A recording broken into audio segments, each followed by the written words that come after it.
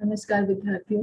आज हम परिवहन संचार एवं व्यापार के बारे में पढ़ेंगे और मैं आशा करती हूँ कि इसके बाद आपके लिए यह पाठ समझना आसान हो जाए। तो सबसे पहले हम देखते हैं कि जो परिवहन संचार और व्यापार है, ये किसी भी राष्ट्र की अर्थव्यवस्था के लिए एक जीवन रेखा का काम करते हैं। और अगर हमें किसी भी एरिया का उसका पूरा विकास करना है तो उसके लिए ये तीनों ही एक अहम भूमिका निभाते हैं। और अगर जैसे प्रोडक्शन होता है, अगर एक कंज्यूमर जैसे हम उपभोक्ता है, हमें कोई चीज़ की डिमांड है, जैसे हमें गेहूं चाहिए या चावल चाहिए या कोई और हमारी डिमांड्स है, फ्रूट्स है, प्रोडक्ट्स जो हम यूज़ करते हैं, तो वो हमारे पास कैसे आएंगे? फैक्ट्री में प्रोडक्ट बन रहा है लेकिन हमारे तक पहुंचाने के लिए उसके अंदर जो प्रोसेस चलता है पूरा, तो उसमें परिवहन एक इम्पॉर्टेंट रोल प्ले करता है। और संचार भी एक इम्पॉर्टेंट माध्यम है। और व्यापार तो हालांकि ये व्यापार ही हो रहा है इसमें। तो ये तीनों ही चीज़ें बहुत अहम हैं। और जो सामाजिक और आर्थिक व्यवस्था है उसकी ये धमनियाँ हैं कि हम कह सकते हैं कि परिवहन के ऊपर पूरा हमारी आर्थिक व्यवस्था डिपेंड करती है। अगर हम लोगों को मूव नहीं कर पाएंगे, प्रोडक्ट्स को मूव नहीं कर पाएंगे, तो सब कुछ एकदम से बंद हो जाएगा। तो ये इम्पोर्टेंट है परिवहन हमारे लिए। तो हम देखते हैं अभी परिवहन के प्रकार क्या है। तो आपके सामने यहाँ पे आपको 6 टाइप्स के परिवहन के प्रकार है ये। एक है सड़क मार्ग, दूसरा है रेल मार्ग, जल मार्ग, वायु मार्ग, पाइपलाइन और रज्जु मार्ग। आपने अपने जीवन में कभी ना कभी इनका उपयोग किया होगा, देखा होगा। और ये जितने भी प्रकार के परिवहन है, ये हमारे देश में फिलहाल यूज में है, इनका उपयोग होता है। और ये जो आप देख रहे हैं रज्जू मार्ग इंग्लिश में इसको रोपवे कहा जाता है। तो आपने बिल्कुल सुना होगा इसके बारे में। तो ये जो इमेज यहाँ पे दिख रही है यही रोपवे है। और इसको मोस्टली उन एरियाज में बनाया जाता है जहाँ पे जैसे हिली रीजन्स है या फिर बहुत बड़ी नदी है। अगर वहाँ पे ब्रिज बनाना संभव नहीं है तो उसके लिए यहाँ पे रोपवे एक ऑल्टरनेटिव की तौर पे एक अलग परिवहन का प्रकार हो जाता है। और दूसरा ये टूरिज्म को भी प्रमोट करता है, पर्यटक को भी आते हैं काफी इसका आनंद लेने के लिए। तो अभी एक एक करके हम सभी के बारे में जानेंगे। सबसे पहले आता है सड़क मार्ग। तो सड़क मार्ग जो है वो सबसे सरल है, सबसे आसान है उसको यूज करना, एक्सेस करना। आप ने हम कभी ना कभी अपने जीवन में बिल्कुल यूज किया है सड़क मार्ग को, अपनी साइकिल यूज की है, बाइक पे गए हैं या बस में आपने ट्रैवल किया है, तो सड़क मार्ग का उपयोग हर किसी ने किया है। तो भारत जो है विश्व में दूसरे नंबर पे आता है सड़क मार्ग की जितने लंबी किलोमीटर सड़कें हैं हमारे देश में। तो वो लगभग है 5.89 मिलियन किलोमीटर। तो विश्व में जो है भारत दूसरे नंबर पे आता है लंबी सड़कों की, अगर हम बात करते हैं तो। और एक बहुत ही फेमस जो रोड है, ग्रैंड ट्रंक रोड जिसे हम कहते हैं, जीटी रोड। तो ये हमारे देश में सबसे पुरानी सड़क कही जाती है। और ये प्राचीन काल से है हमारे देश में, इसके अवशेष हैं तब से। और जैसे जैसे समय काल बदला तो इसके ऊपर और डेवलपमेंट्स होने लगी। तो इसको प्राचीन काल में उत्तर पथ कहा जाता था। फिर इसका हम देखते हैं कि चंद्रगुप्त मौर्य ने इसको एक अच्छा रूप दिया तीसरी शताब्दी में इस रोड को। और उसके बाद में सम्राट अशोक ने भी इस पे कुछ काम करवाया। और जो बाद में हम देखते हैं कि 16वीं शताब्दी में जो है शेरशाह सूरी ने जो है इस रोड को और ग्रैंड किया, मतलब कि और जो ये सड़क थी, जो मार्ग था, उसको और चौड़ा किया, उसको और दिखने में सुंदर बनवाया, है ना।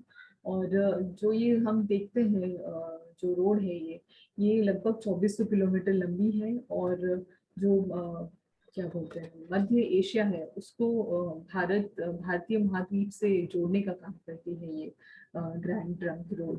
तो ये एक जगह है बांग्लादेश में, टेकनाफ करके, वहां से भारत मतलब होते हुए ये काबुल अफगानिस्तान तक ये पूरा सड़क जाती है।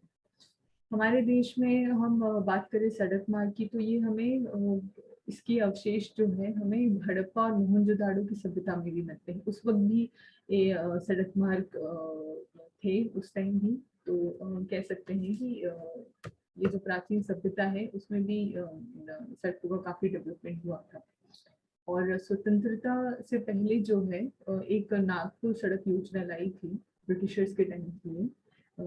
ये सड़क को सड़क निर्माण को और अच्छा करने के लिए थी।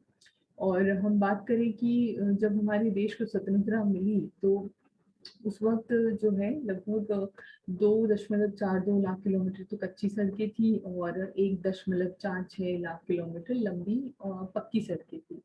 और हम अगर ओवर द टाइम देखें कि क्या बढ़ोतरी हुई है भारत में सड़क मार्ग को लेकर, तो हम देखेंगे कि जब 1950 और 51 में जहाँ 4 लाख किलोमीटर सड़कें थी वो 2001 में बढ़कर 24 लाख किलोमीटर हो गई, और 2021 में हम देखें तो वो 5.89 किलोमीटर मिलियन किलोमीटर सड़कें होंगी। और जो ये इतना जो डेवलपमेंट हुआ है हमारे देश में सड़कों का, तो उसमें सरकार की काफी महत्वपूर्ण योजनाओं ने अपनी भूमिका निभाई है। जैसे नरेगा स्कीम है, फिर दूसरी है प्रधानमंत्री ग्राम सड़क योजना है, और स्वर्णिम चतुर्भुज सड़क परियोजना है। तो इनके अंतर्गत काफी सड़कों का निर्माण हुआ है। और अगर हम प्रादेशिक वितरण देखें तो लंबाई वाली सबसे लंबी जो सड़कें हैं वो हमारे देश में महाराष्ट्र में है, और सबसे घनत्व जो है सड़क मार्ग का वो हमें केरल में मिलता है। फिर हम देखते हैं सड़कों के भी प्रकार हैं हमारे देश में, तो एक एक करके इनके बारे में जानेंगे। तो यहाँ पे 4 टाइप की ये सड़कें हैं। जैसे पहली जो है वो राष्ट्रीय राजमार्ग है, जिनको हम नेशनल हाईवेज बोलते हैं। और दूसरी है राज्य राजमार्ग, स्टेट हाईवेज जिनको हम कहते हैं। फिर आती हैं जिले की सड़कें, और फिर आती हैं ग्रामीण सड़कें। तो यहाँ साइड में आप ये तस्वीर देख रहे होंगे कि अलग अलग जो सड़कें हैं इनको चिन्हित करने के लिए अलग अलग मील के पत्थर, अलग अलग कलर के मील के पत्थर इस्तेमाल किए जाते हैं। तो जैसे हम देखेंगे जो नेशनल हाईवेज होते हैं उनको इधर नंबर लिख के इनके ऊपर येलो कलर से पेंट कर दिया जाता है। अगर स्टेट हाईवेज है उनको मार्क करने के लिए हम मील के पत्थर पर हरा कलर करेंगे, और जो डिस्ट्रिक्ट रोड्स हैं उन पे काला कलर होगा, और रूरल रोड जो है ग्रामीण सड़कें हैं उन पे लाल कलर का रोड होगा। तो अगर आप कभी ट्रैवल करते हैं अभी तो नज़र आप घुमाइएगा अपने आसपास और देखिएगा कि इन जो मील के पत्थर उनके कलर को देख के पहचानिएगा कि ये किस टाइप की सड़क है। फिर हम देखते हैं सबसे पहले राष्ट्रीय राजमार्ग। तो राष्ट्रीय राजमार्ग जो है वो देश के जो विभिन्न भाग हैं और इम्पोर्टेंट रीजन्स हैं उनको आपस में जोड़ने का काम करती है ये।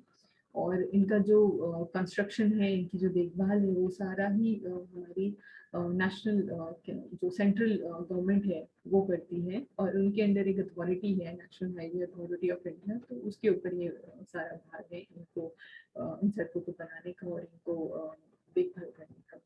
तो वर्तमान में लगभग 1,51,019 किलोमीटर लंबी हमारे यहाँ राष्ट्रीय राजमार्ग है। और जो भारत में जितनी कुल सड़कें हैं इनकी लंबाई में इनका 2% है, लेकिन जो टोटल ट्रांसपोर्टेशन होता है, यातायात जो होता है इन सड़कों पे वो लगभग 40% होता है। तो आप देख सकते हैं कितनी महत्वपूर्ण है ये। 2% होने के बावजूद लगभग 40% यातायात केवल नेशनल हाईवेज पर ही होता है। और ये सड़कें जो है क्वालिटी वाइज काफ़ी अच्छी हैं, एकदम अच्छी क्वालिटी के मटेरियल से बनाई गई हैं, और एक्स्ट्रा फैसिलिटीज़ भी हैं इनके ऊपर, जो आप प्रॉपर डिवाइडर्स बनाए हुए हैं, है ना। तो इस वजह से यहाँ पे जो स्पीड है जो गाड़ियों की वो काफ़ी तेज़ी से चलती है वो गाड़ियाँ। और इसमें आप देखेंगे कि बाद में भी पढ़ते होंगे काफ़ी सारी एक्सीडेंट्स होती हैं नेशनल हाईवेज पर। तो ये एक प्रॉब्लम है, स्पीड से गाड़ियाँ चलती हैं। रोड तो अच्छी बन गई लेकिन स्पीड भी बढ़ गई, और ये सारे एक्सीडेंट्स वाली घटनाएं भी काफ़ी होने लगती हैं। तो इसी के लिए कुछ यंत्र तंत्र आपातकालीन बॉक्स भी लगाए गए नेशनल हाईवेज पे, इन केस कोई एक्सीडेंट हो तो आप या कोई और रिक्वायरमेंट हो अर्जेंट तो आप कॉल कर सकते हो। फिर दूसरा है कि जो राष्ट्रीय राजमार्ग विकास परियोजना थी उसके अंतर्गत 4 टाइप के रोड्स बनाई जा रही हैं। तो पहली है स्वर्णिम चतुर्भुज राजमार्ग, दूसरे है पूर्व पश्चिम गलियारा, तीसरा है उत्तर दक्षिण गलियारा और चौथा है एक्सप्रेसवे। तो जो स्वर्णिम चतुर्भुज है जो आप यहाँ देख सकते हैं, जो इम्पोर्टेंट हमारे यहाँ मेगा सिटीज हैं जैसे दिल्ली, मुंबई, चेन्नई और कोलकाता, इन चारों को आपस में जोड़ती है। और इसको जब जोड़ती है तो बीच में जो इम्पोर्टेंट और सिटीज आती है उनको भी कनेक्ट करती हुई जाती है। जैसे यहाँ पे इलाहाबाद है, आगरा है, जयपुर, अजमेर, सूरत, ऐसे कनेक्ट करते हुए इम्पोर्टेंट सिटीज को भी ये कनेक्ट करती है। फिर हम देखते हैं पूर्व पश्चिम गलियारा। तो ये है पोरबंदर जो कि गुजरात में है, यहाँ से होते हुए ये सिलचर आसाम में है, तो यहाँ तक ये जाता है। तीसरा है उत्तर दक्षिण गलियारा। तो ये श्रीनगर, जम्मू कश्मीर से लगाकर अंत में कन्याकुमारी को आपस में जोड़ता है। और चौथे ही एक्सप्रेसवे। एक्सप्रेसवे के बारे में आपने पढ़ा होगा, यमुना एक्सप्रेसवे के बारे में सुना होगा। तो ये भी एक प्रकार की राष्ट्रीय राजमार्ग ही है जो कि क्वालिटी वाइज और ज़्यादा अच्छे होते हैं, और इनमें जो गाड़ियों की स्पीड होती है वो और भी तेज़ होती है। और जो इंटरसेक्शंस होते हैं एक्सप्रेसवे में वो नहीं होते, मतलब कि जो लोकल ट्रैफिक है किसी एरिया का वो नहीं इसके अंदर मर्ज होता है इतना। जैसे राष्ट्रीय राजमार्ग है वो तो इम्पोर्टेंट सिटीज होते हुए ऐसे निकलते हुए जाते हैं, लेकिन जो एक्सप्रेसवे है वो कुछ टू इम्पोर्टेंट सिटीज को आपस में कनेक्ट करते हैं। तो जो ट्रैफिक जा रहा है वो एक ही तरफ जा रहा है, ऐसा नहीं कि बीच में ज्यादा डाइवर्ट हो रहा हो या बीच में कुछ और ट्रैफिक इसके अंदर मर्ज हो रहा हो। तो ये है। और जो राष्ट्रीय राजमार्ग है हमारे यहाँ पर ये भी अलग अलग टाइप्स के हैं, जैसे कुछ 1 लेन के हैं, कुछ 2 लाइन्स के हैं, कुछ 4, 6 या 8 लेन्स के हैं। तो हम देखेंगे एकल लेन वाले जो है वो 25% है, 2 लेन वाले 56% है, और 4, 6 या फिर 8 लेन वाले लगभग 12% है। फिर हम बात करते हैं राज्य राजमार्ग की। तो राज्य राजमार्ग जो है वो राज्य सरकार इसका निर्माण करती है, देखभाल भी वही करते हैं। और ये जो राज्य की राजधानी है उसको जो विभिन्न जिले के मुख्यालय है उनसे जोड़ने का काम करती है। तो जो जितनी टोटल सड़कें हैं हमारे देश में उसका ये 4% है। फिर जो जिले की सड़कें हैं उनको भी राज्य सरकार ही निर्माण करती है और देखरेख करती है। और ये जो विभिन्न जो जिला के मुख्यालय हैं और जो शहर है उनको आपस में मिलाने का काम करती है। तो टोटल जितने रोड्स हैं उनमें इनका शेयर 14% है। फिर हम ग्रामीण सड़कें देखते हैं तो ये एक गांव को दूसरे गांव से जोड़ने का काम करती हैं, और जितनी सड़कें हमारे देश में उसका लगभग 80% ग्रामीण सड़कें हैं। तो सबसे ज्यादा जो सड़कें हैं वो ग्रामीण सड़कें ही हैं, और ये प्रधानमंत्री सड़क योजना के अंतर्गत इनका निर्माण हो रहा है। फिर हम बात करते हैं सीमांत सड़कें। ये भी एक टाइप की सड़कें होती हैं जो कि सीमावर्ती क्षेत्रों में बनाई जाती हैं, और इनका निर्माण और रखरखाव जो है वो सीमा सड़क संगठन जो कि है बॉर्डर रोड ऑर्गेनाइजेशन, तो वो करती है इसका निर्माण और इसकी देखरेख।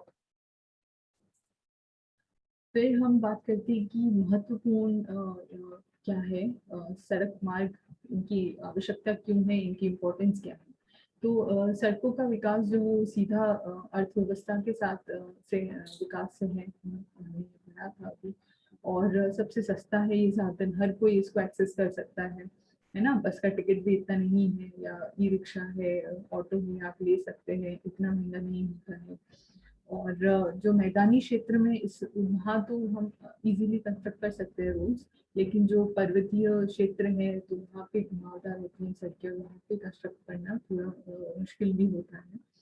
और जितने भी टाइप के परिवहन के साधन हैं उनमें से सड़क एक ऐसा परिवहन साधन है कि जो जैसे लोगों की आवश्यकता है उस हिसाब से उसको कहीं पे भी बनाया जाता है। उसको कंस्ट्रक्ट करने में इतना दिक्कत नहीं आएगा जितना कि एक रेलवे ट्रैक को बिछाने में आएगा, या फिर आप सब जगह एयरपोर्ट भी नहीं बना सकते हैं। लेकिन रोड ऐसे परिवहन का साधन है जो कहीं पे भी आप बना सकते हैं। और इसके विकास के बिना जो है रेल मार्ग या दूसरे जल मार्ग है, वायु मार्ग है, उनकी सेवाएं अधूरी रह जाएंगी। जैसे कि अगर ट्रेन है, एक रेलवे स्टेशन है, वहां तक तो आपको ट्रेन छोड़ के चली गई है ना, लेकिन वहां से अगर आपको अपने घर जाना है तो आपको सड़क मार्ग ही इस्तेमाल करना पड़ेगा, आपको ट्रेन आपके घर तक तो नहीं छोड़ पाएगी। अगर आप जल मार्ग का यूज कर रहे हैं, अगर आप किसी पोर्ट पे आए हैं, समझे चेन्नई पोर्ट पे आप उतरे हैं, और अब वहां से अगर आपको अपने गांव में जाना है या अपने घर जाना है, जहाँ पे भी जाना है, अंदर जाने के लिए आपको यूज तो रोड ही करना पड़ेगा। तो अगर हम देखें कि जो जो सड़क मार्ग है वो एक कड़ी की तरह काम करता है, वो जितने भी अन्य टाइप के जो परिवहन के साधन हैं उनको आपस में जोड़ता है। आगे हम पढ़ेंगे अभी रेल मार्ग के बारे में। तो सबसे पहली जो रेल सेवा हमारे देश में हुई थी वो 1853 में हुई थी, ब्रिटिशर्स के टाइम पे हुई थी, अंग्रेजों के समय। तो मुंबई से थाने के बीच में एक 34 किलोमीटर लंबाई की एक रेलगाड़ी चली थी। और इसके बाद जो ईस्ट इंडिया कंपनी थी उन्होंने और भी कई सारे रेल मार्ग हमारे देश में विकसित किए, लेकिन उनका उद्देश्य ये नहीं था कि उससे देश को लाभ हो, बल्कि वो अपने खुद के मतलब के लिए कर रहे थे, लोगों को एक्सप्लॉइट करने के लिए कर रहे थे। यहाँ के हमारे देश की रिसोर्सेज को एक्सप्लॉइट कैसे करना है, आर्मी कैसे भिजवानी है, सब जगह पर अगर कोई क्रांति हो रही है उसको बंद कैसे करवाना है। तो इस वजह से ईस्ट इंडिया कंपनी जो है वो रेल मार्ग का यूज करती थी। तो हम देखेंगे कि जब हमारी कंट्री को स्वतंत्रता मिली थी तब लगभग 54,000 किलोमीटर जो है इतनी लंबी रेल मार्ग था हमारे यहाँ पे। और जो कि हम देखते हैं 2020 में आज वो बढ़कर हो गया है 67,956 किलोमीटर। तो आप देख सकते हैं कि रेल मार्ग में इंक्रीज तो हुई है, बढ़ोतरी तो हुई है।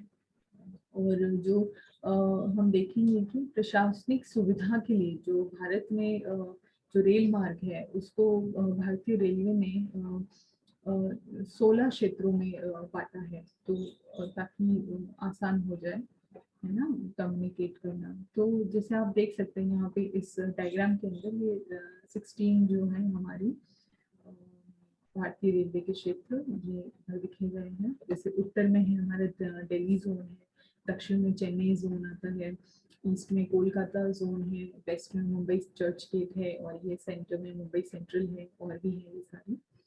और इनमें जो है सबसे बड़ा रेल क्षेत्र वो उत्तरी रेलवे का बोला जाता है, दिल्ली का। और सबसे छोटा जो है उत्तर पूर्वी सीमांत रेलवे, जो कि मालीगांव है असम में।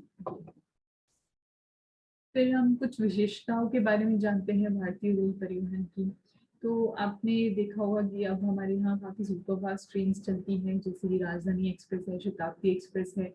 ये कम समय में बहुत जल्दी इम्पोर्टेंट जगह जो है, जैसे दिल्ली से अहमदाबाद चलती है, या दिल्ली से लखनऊ राजधानी शताब्दी जो चलती है, तो बहुत स्पीड से ये गाड़ियाँ चलती है और यातायात सुगम भी हो गया है, और जल्दी लोगों को एक जगह से दूसरी जगह पहुंचाने का काम करती है ये।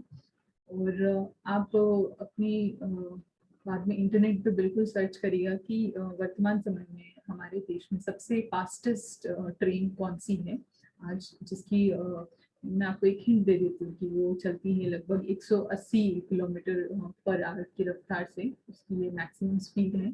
तो आप देखिएगा कि भारत में सबसे फास्ट चलने वाली ट्रेन कौन सी है। फिर हम देखते हैं कि माल ढुलाई के लिए भी प्राइवेट कंटेनर वैगन की सुविधा उपलब्ध है।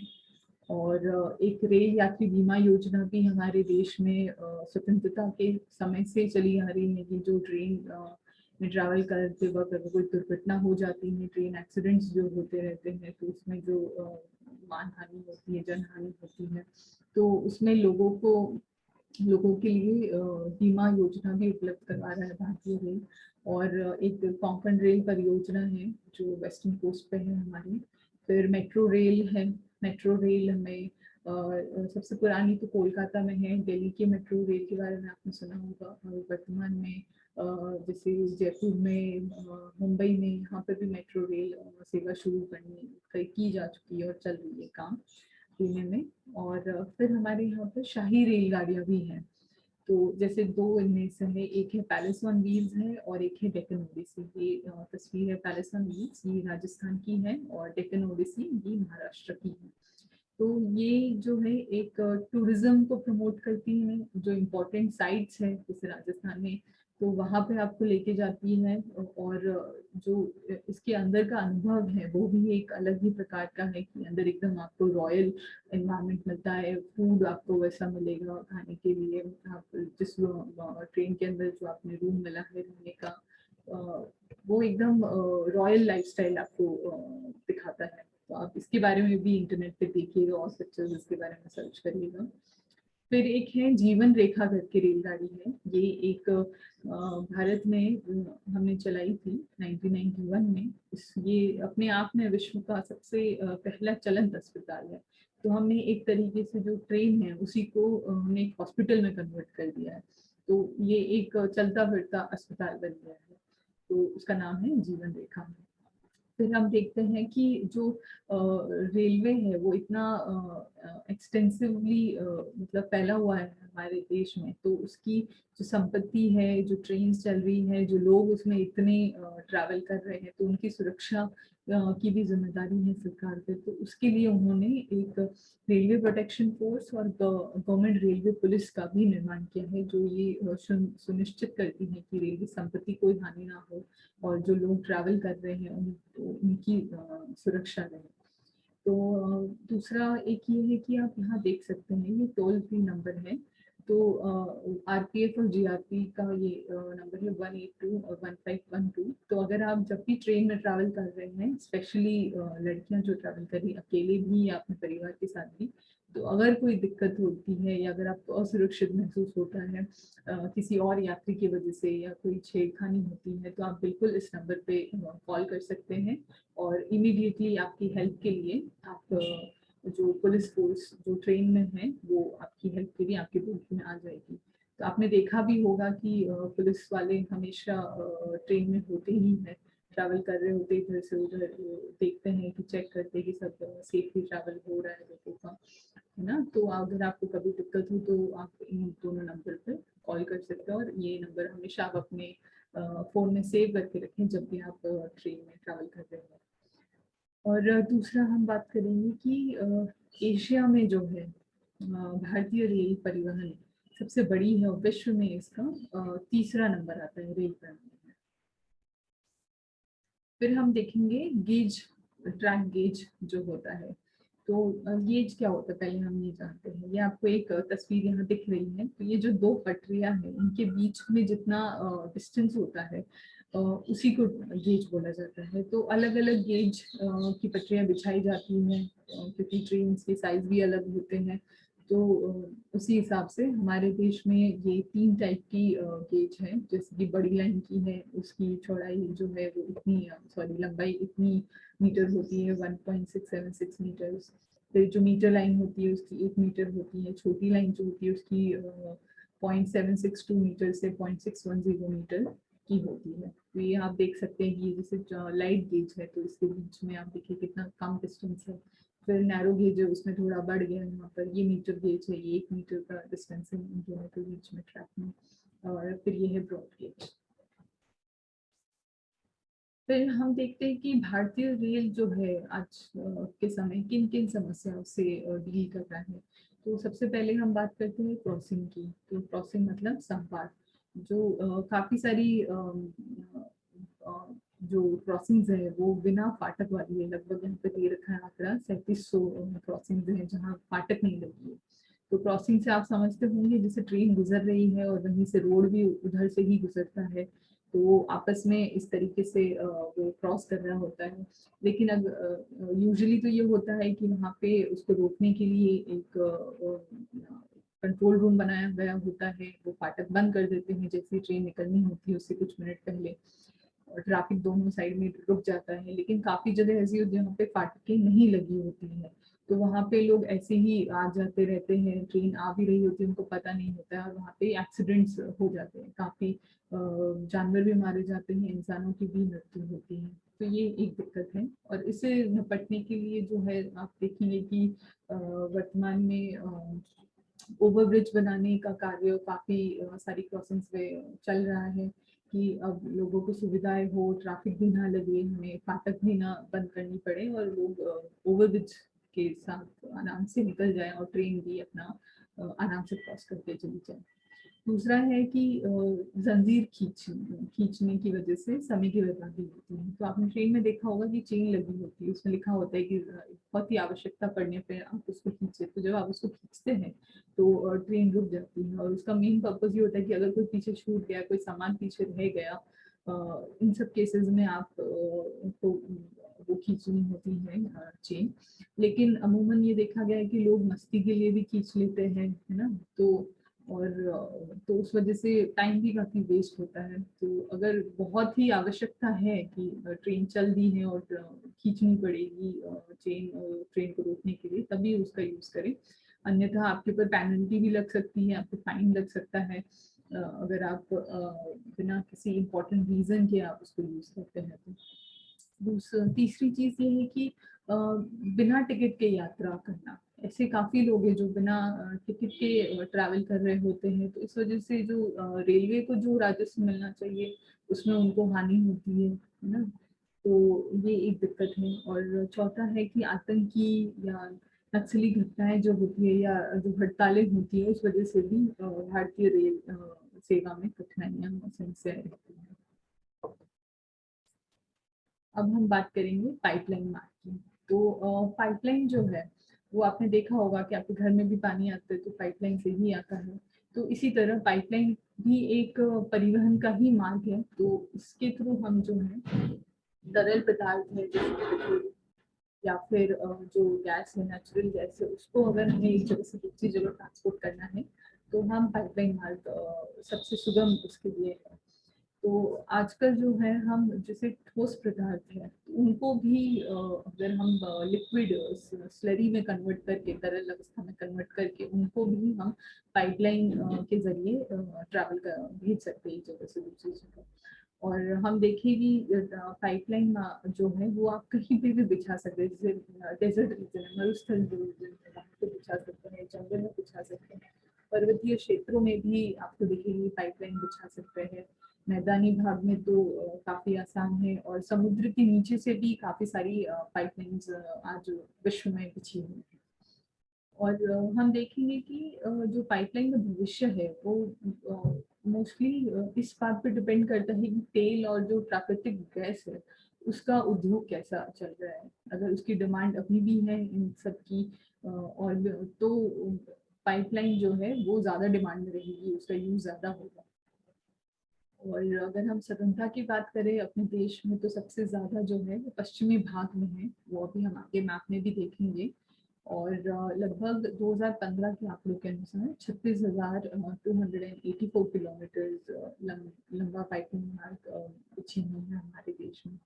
पाइपलाइन के भी अलग अलग प्रकार हैं, और ये प्रकार इस बात पर डिपेंड करते हैं कि उनमें कौन सा मटेरियल ट्रांसपोर्ट किया जा रहा है। अगर तेल को हम ट्रांसपोर्ट कर रहे हैं तो वो तेल पाइपलाइन होगी, किसी कच्चा तेल पाइपलाइन या तेल उत्पाद उसमें हम ट्रांसपोर्ट कर रहे हैं। अगर गैस पाइपलाइन है तो हमारे पास एलपीजी पाइपलाइन है और एचवीजे पाइपलाइन है, जो कि हजीरा विजयपुर जगदीशपुर पाइपलाइन है हमारी। ये देखते हैं, ये गैस पाइपलाइन का नेटवर्क है, और ये है तेल का, तेल के पाइपलाइन है। तो आप देख सकते हैं इसमें ये वेस्ट में ही काफी सारा यहाँ पे फैला हुआ है, और ये भी पश्चिमी भाग में ही है। तो यहाँ पे जो है हम जो मिडिल ईस्ट कंट्रीज है जैसे कि सऊदी अरेबिया है, ईरान है, इनसे जब हम ऑयल मंगवाते हैं, क्योंकि हमारे यहाँ तो इतना प्रोड्यूस नहीं होता है, तो हम वहाँ से ऑयल जो मंगवाते हैं पेट्रोलियम में, तो यहाँ पे हम स्टोर करते हैं पहले उनको, क्योंकि जो यहाँ पे पोर्ट्स हैं हमारे, और ये नज़दीक भी पड़ता है सऊदी अरेबिया से। आप अपनी वर्ल्ड मैप में जाके देखिएगा कि ये कंट्रीज कहाँ है, मिडिल ईस्ट किसको बोलते हैं, उसमें कौन कौन सी कंट्रीज आती है, और ऑयल प्रोडक्शन कहाँ से भारत सबसे ज़्यादा मंगवाता है, तो वो आप देखिएगा उनके बारे में। तो वहाँ से जो ये है हमारा पश्चिमी भाग नज़दीक पड़ता है, अरेबियन सी के थ्रू यहाँ आते हैं, और यहाँ पे वो सारे टैंकर्स यहाँ पे स्टोर किया जाता है, नेचुरल गैस है, ऑयल है, और फिर उसको यहीं से हम पूरे देश में जो है ट्रांसफर करते हैं, स्टोर करते हैं। और यहाँ पे भी आप देख सकते हैं कि ईस्टर्न साइड में भी यहाँ पे विक्टोरी है, मुरलीगढ़ है, गुवाहाटी है, यहाँ पे भी ऑयल पाइपलाइंस बिछी हुई हैं। तो आज हम इतना ही पढ़ते हैं, और इसके बाद का भाग जो है सेकेंड भाग में लेके आएंगे, बचा हुआ पार्ट। और मैं आशा करती हूँ कि आपको समझ में आया होगा, और अब आप इसको अच्छे से समझ पाएंगे अपनी पुस्तक में जब आप पढ़ेंगे।